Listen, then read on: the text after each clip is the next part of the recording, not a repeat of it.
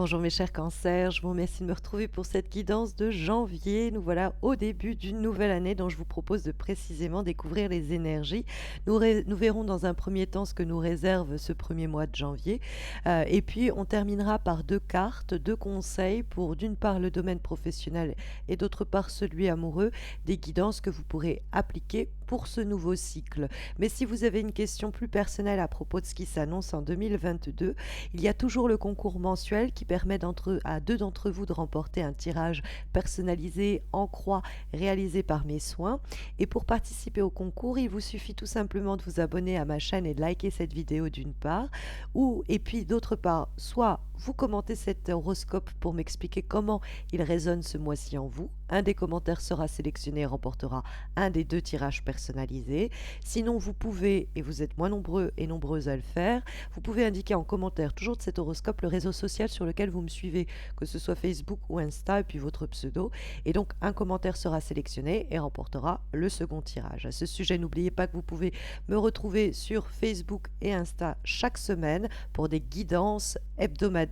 Donc, et vous avez les liens de mes pages dans le descriptif de cette vidéo. Mais on va se recentrer à présent autour de ces énergies de ce début d'année, mes chers cancers, avec pour première recommandation la carte de l'ermite. Elle pourrait un peu vous inquiéter puisque la carte de l'ermite, c'est vrai que c'est une lame qui appelle à l'introspection et à la réflexion et que quelquefois on a envie que les choses bougent, mais vous avez un contrepoids à l'ermite qui est une autre lame majeure dans ce tirage et qui est symbolisée par la carte du mât. La carte du mât, c'est l'idée de se jeter à l'eau et d'oser tenter des fois un peu ce qui paraissait jusqu'alors inaccessible. C'est une carte qui pousse à l'aventure et agir quelquefois même à contre-courant.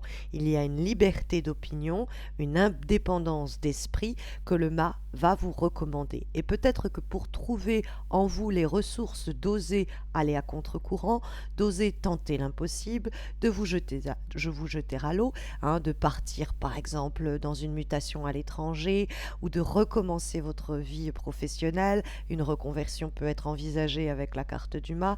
Il y a l'idée de repartir à zéro sur le plan relationnel, mais pour arriver à, on va dire, se mettre au bord du précipice et oser se jeter dans le vide, eh bien, il y a un temps de réflexion qui est de mise.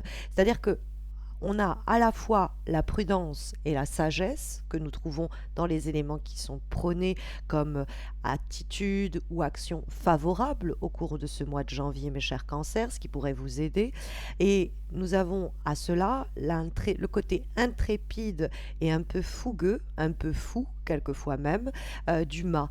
Et donc les deux s'allient parfaitement comme si on devait réfléchir une situation avec le recul, la distance essentielle, ou alors que nous avons mûrement réfléchi une situation au cours des dernières semaines et des derniers mois, et qu'au cours de ce mois de janvier, nous finissons de réfléchir à cela pour nous lancer. Il y a un dialogue très fort sur le plan de l'intellect et du mental entre les cartes qui se jouent, puisque l'ermite est une carte méditative et introspective où nous trouvons les réponses en nous. On pourrait être tenté de chercher conseil, de se tourner vers le monde extérieur pour trouver les réponses qui sont en réalité en nous et qui vont nous donner l'aplomb ou peut-être le désir, le grain de folie essentiel pour oser tenter l'aventure que le mât va valider et plus que cela, encourager. Mais nous trouvons par ailleurs des épées dans votre tirage. Nous trouvons dans les obstacles et les difficultés éventuelles pour les semaines à venir le cavalier d'épée et nous trouvons en vibration la carte du 3 d'épée. Les deux lames étant associées à une famille qui est plutôt là pour traiter l'intellect, comment on réfléchit, mais également la communication, comment notre réflexion est exprimée, verbalisée, extériorisée par les mots écrits comme oral, à l'écrit comme à l'oral. Et le fait est que le cavalier d'épée, c'est une carte qui, se trouvant dans les éléments qui ne sont pas les plus conseillés, les attitudes les moins favorisées pour ce mois de janvier, nous avons l'idée de quelqu'un qui se précipite, c'est l'idée de s'empresser. Il fonce tête baissée, hein, il réfléchit peut-être après. Et il y a aussi une dimension de communication dans le cavalier d'épée qui dit tout de go ce qu'il pense, qui ne prend pas le temps de réfléchir ses propos avant de les énoncer. Et c'est vrai que l'ermite, il est plutôt silencieux, hein. Donc c'est vrai qu'on dans le dialogue qui se joue entre ce qui est favorisé, ce qui est défavorisé, on a l'idée de bien réfléchir ce que l'on va dire, bien réfléchir ce que l'on va faire au cours du mois de janvier pour ne pas foncer tête baissée et venir éventuellement à partir ou se lancer trop tôt, peut-être trop tard. Mais il y a bien quelque chose qui doit être quitté et abandonné que le mât semblait déjà en creux nous indiquer. Puisque le mât, il repart à zéro. Donc s'il repart à zéro, ça veut dire qu'il laisse derrière lui une période de sa vie, une situation, un projet qu'il a bien investi et il a envie justement de nouvelles aventures où il a envie de casser les schémas en place pour en mettre de nouveaux. Et le 3 d'épée qui apparaît en vibration, c'est une carte de fin, c'est une carte de finalité. Et c'est une lame qui peut énoncer le besoin de méditer, l'ermite, sur la fin d'une situation sans se précipiter de dialoguer, de discuter, de converser à ce propos ou d'énoncer une quelconque vérité, ni de se décider à passer à l'action. On a un temps de digestion, on pourrait dire avec le 3 d'épée qui est essentiel, pour que l'on puisse partir, le cœur peut être plus léger, hein, la carte du mât, et qu'on puisse délester éventuellement de certaines choses qui nous freinaient, auxquelles on a pu réfléchir et qu'on a pu circonscrire sans délivrer, sans délester. Parce que le mât, il y a un côté aussi où on s'affranchit, il y a une liberté qui est trouvée ou qui est retrouvée. Alors on peut aussi se libérer de quelqu'un. C'est pas impossible parce que le cavalier d'épée, ça peut être quelqu'un. Ça peut être un signe d'air. Gémeaux, Balance ou Verseau. Et donc cette personne, c'est précisément celle à qui le mât va tourner le dos, avec qui le 3 d'épée coupe les ponts et au sujet de qui cette réflexion de couper les ponts et de s'en détourner, l'ermite mène donc cette réflexion à ce sujet pour en arriver à cette conclusion. Mieux vaut que je reprenne mon chemin seul, que je reprenne mon autonomie, mon indépendance, ma liberté et que je me détourne donc peut-être de cette personne, de cet environnement éventuellement un peu agressif, quelquefois d'ailleurs verbalement, des énergies avec lesquelles il faut mieux couper court. Vous pourriez sinon être encore dans un temps de réflexion à propos d'une rupture récente, la fin d'un contrat qui arrive, la fin d'une relation. Et ce 3 d'épée nous parle du fait que cet élément-là, il est inéluctable ou c'est un fait, une donnée avec laquelle vous devez composer. Et c'est la carte du mât, l'idée que si ça c'est terminé, si ça c'est mort, c'est donc une opportunité pour vous de vous réinventer. Hein, par exemple, c'est la fin de ce CDD, c'est la fin de ce contrat, il y a l'idée d'un licenciement qui arrive à grands pas. Eh bien, c'est pour vous peut-être l'opportunité de vous élancer dans une nouvelle voie, dans un nouveau chemin et tenter peut-être géographiquement de trouver votre bonheur ailleurs ou dans un autre secteur, hein, ce que le mât peut aussi indiquer. Mais c'est le fruit d'une longue réflexion. On ne se précipite pas encore une fois sur n'importe quelle occasion. Et puis, bon, on peut être en train encore de digérer la fin d'une relation, la fin d'un boulot, et le cavalier d'épée pourrait être tenté de rebondir le plus vite possible, alors qu'il faut un temps de solitude, un temps d'arrêt, un temps de silence, qui va être l'impulsion, hein, contre toute attente. C'est comme si on reprenait son souffle, et à partir de cet instant où on a repris son souffle, on a une bouffée d'oxygène qui remplit nos poumons et qui nous permet de repartir en courant presque, hein. Parce que le mât, ce n'est pas qu'il se précipite ou ce n'est pas ce qu'il encourage quand nous trouvons le cavalier d'épée dans les obstacles, mais c'est cette invitation à ne pas se poser mille et une questions après avoir mûrement réfléchi la fin, le terme d'une situation, ne pas s'être précipité pour communiquer ou agir à ce sujet, l'avoir mûrement réfléchi, nous voilà enfin prêts à nous délester du passé, de tout ce qui pourrait encore un peu peser et effectivement alourdir notre chemin. Il y a l'idée d'une nouvelle autonomie, une nouvelle liberté, un nouveau voyage, une nouvelle aventure qui vous tend les bras. Hein, le mât, il faut y aller parce que c'est l'idée de se lancer un peu des défis impossibles. Vous pourriez avoir votre environnement qui vous dit mais non, ne fais pas ça, pourquoi tu ferais ça? Et vous sentez que c'est ce qu'il faut faire. Donc écoutez-vous, mais pour pouvoir être sûr que ce désir-là est bien le fruit de votre voix intérieure, que ce ne sont pas les peurs ou les fantasmes qui vous guident, mais bien une forme de certitude, il vous faut ce temps-là de réflexion et de méditation qui est plutôt solitaire. Hein. Encore une fois, on revient à l'idée que les réponses, elles sont en vous.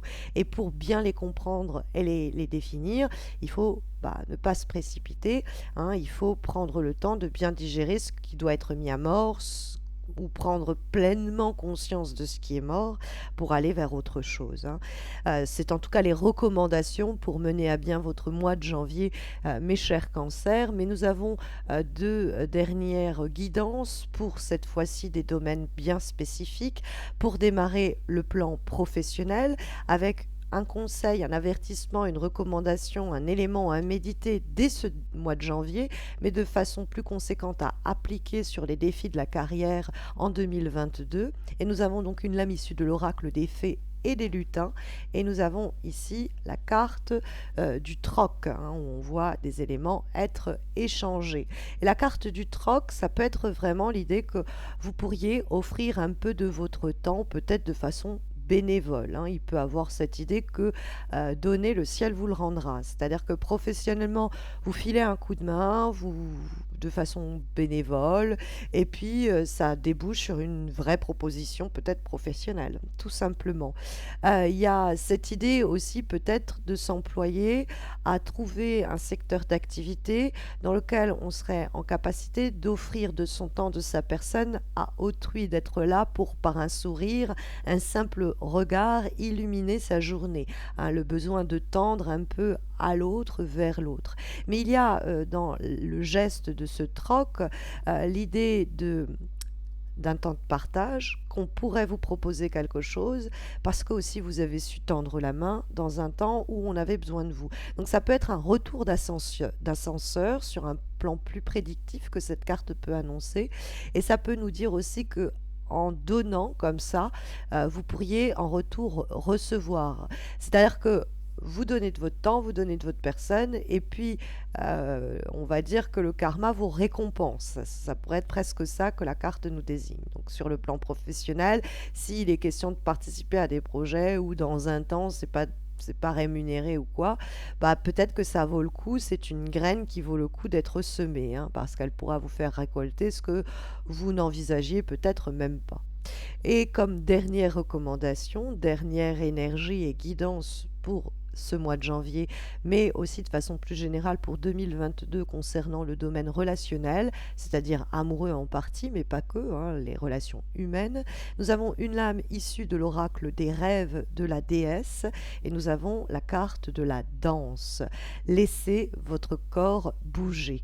Alors évidemment, on peut y lire ici une recommandation que l'on peut prendre vraiment au pied de la lettre et nous dire ici que sur le domaine humain, vous avez besoin de moments de danse, de sortir danser, de voir du monde et de laisser le corps s'exprimer aussi simplement que cela. Mais comme il est question de laisser parler le corps, donc l'expression corporelle, il est aussi question ici de se reconnecter au corps, au vôtre évidemment, mais au celui des autres également sur le plan humain. C'est le moment de à nouveau se prendre dans les bras, d'embrasser les gens qu'on aime, de se reconnecter à son corps et au plaisir qu'il peut nous donner sur le plan évidemment également sexuel, mais pas seulement. C'est la gratitude que vous pouvez ressentir pour ce que votre corps peut vous offrir en termes d'émotions et de sensations. Et dans les relations que vous que vous établissez ou qui sont déjà établis et que vous, nourrissez au cours de 2022, il y a le besoin aussi de nourrir le contact. Alors peut-être que l'année qui s'annonce, va, nous mettre, à devoir dialoguer à travers des, des masques et des ordinateurs et des téléphones et pourtant il vous faudra au plus possible revenir au contact, revenir à l'humain, revenir à l'étreinte. Vous en avez besoin, ça nourrit quelque chose en vous et puis ça nourrit les relations elles-mêmes. C'est en tout cas la recommandation que les cartes vous délivrent pour ce mois de janvier, mais aussi de façon plus générale que vous pouvez appliquer, mes chers cancers, au cours de l'année 2022 concernant les relations humaines. Voilà, j'espère que ça vous aidera à naviguer au cours de ces prochaines semaines et plus généralement pour démarrer ce nouveau cycle que je vous souhaite le plus magique et le plus épanouissant possible. Je vous retrouve fin janvier pour les horoscopes de février. D'ici là, eh bien, mes chers cancers, prenez bien soin de vous et au plaisir de partager cette nouvelle année, cette année 2022, à vos côtés.